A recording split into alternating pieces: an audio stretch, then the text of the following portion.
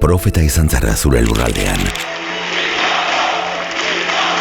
Pasioa eta konpromisoari esker zure bihotzeko taldea maila gorenera eraman duzu.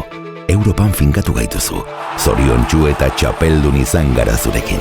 Ilusioa itzuli diguzu. Zelaia bete eta taldearekin gozatzeko gogoa piztu zaigu. Zure balioak transmititu dizkiguzu, hain gureak diren balioak. Talde ausart, langile eta adoretsua lortu duzu. Ambizioz eta humiltasunez. Zubietari balio eman diozu eta gu guztiongan harrotasuna sortu duzu. Garena izateaz benetan harro sentitu gara.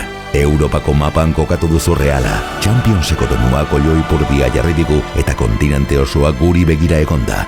Kartujan zerura eraman gaituzu. Eta zuk eraman duzu lema hau guztia lortzeko bidean. Eskerrik asko patroi, gu defendatu eta guregatik dena emateagatik. Denboraldi amaieran gure bideak banatu egingo dira, baina gure bihotzak betirako egongo dira elkarrekin.